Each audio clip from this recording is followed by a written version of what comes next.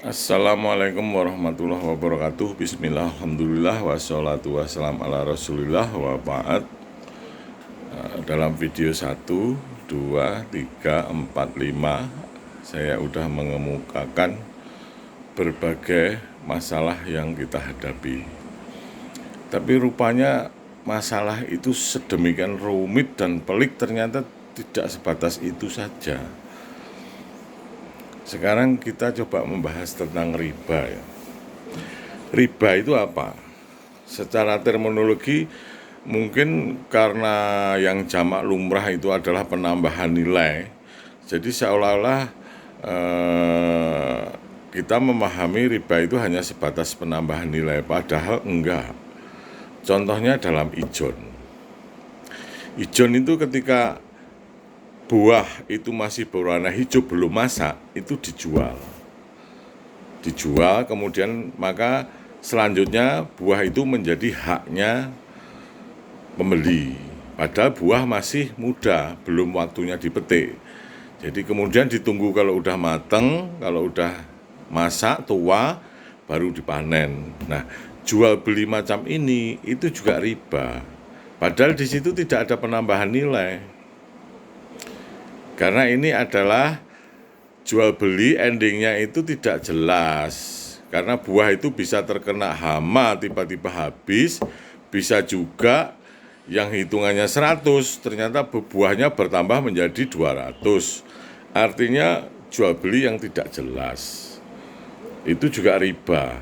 Makanya ketika ada sahabat mengusulkan kepada Rasulullah supaya mendapat barang murah, kita cegat aja ya Rasulullah sebelum barang itu sampai di pasar. Itu nggak boleh oleh Rasulullah. Nah, jadi secara terminologi riba itu bukan sebatas pada penambahan nilai, tapi sebenarnya adalah semua transaksi yang ada unsur tipu daya itu adalah riba. Meskipun tidak ada penambahan nilai, tetapi di dalam transaksi itu mengandung tipu daya yang bisa merugikan salah satu pihak, itu riba. Contoh kasus dalam ijon itu. Nah, sekarang kalau kita bahas tentang uang yang kita pakai untuk belanja, itu juga riba. Karena satu, tidak sesuai sunnah Rasul, bahwa alat tukar itu menurut Rasul itu adalah emas, perak, gandum, kurma, garam. Nah itu kan, dan ini kertas, tidak termasuk sunnah Rasul. Oke, itu sebagai alat tukar, bahwa Rasul juga memakai alat tukar, ini sebagai alat tukar sama. Tetapi bahwa jual beli itu syaratnya adalah tunai. Ajalnya adalah tunai. Terus kemudian kalau zaman dulu uang kertas itu kan letter of check, jadi sebagai bukti bahwa saya punya emas di bank, ya kan, punya emas 1 gram, nilainya ditulis di dalam bentuk surat bahwa saya punya emas. Nah itu diperjualbelikan. Nah oke, katakanlah begitu. Itu jadi itu sebagai presentasi atau representasi dari kepemilikan atas emas. Tapi itu di zaman dulu. Kalau di zaman sekarang uang itu sudah nggak ada hubungan sama emas. Itu karena kemudian setelah tahun 70-an itu Amerika dan Arab Saudi membuat kesepakatan di mana semenjak saat itu maka Amerika Serikat menetapkan bahwa dolar itu bukan di backup oleh emas tapi di backup oleh minyak. Sedangkan mata uang lain di dunia itu di backup oleh devisa. Devisanya dalam bentuk dolar, dolarnya di backup oleh minyak, tidak di backup oleh emas. Nah, itu di situ artinya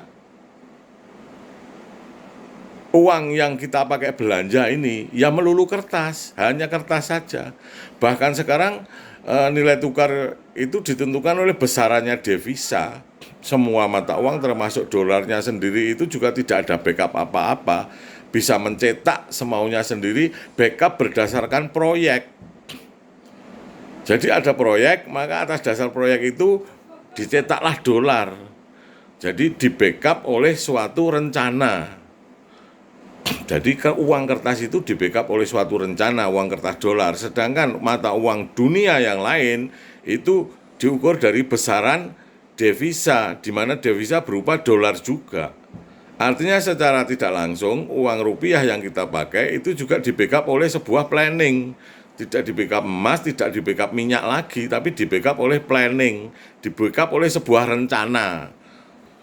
Itulah makanya disebut money made from out of nothing. Jadi dibuat atas dasar nothing, tidak ada backup apa-apa itu sebenarnya. Nah ini penipuan, seperti ini penipuan, unsur penipuan. Maka dengan itu artinya barang siapa terlibat dalam riba walaupun hanya mencatat, itu sudah terkena debu riba, sudah terkena dosa riba. Nah kita membelanjakan uang itu juga sudah terkena dosa riba karena kita terlibat dalam tipu menipu itu.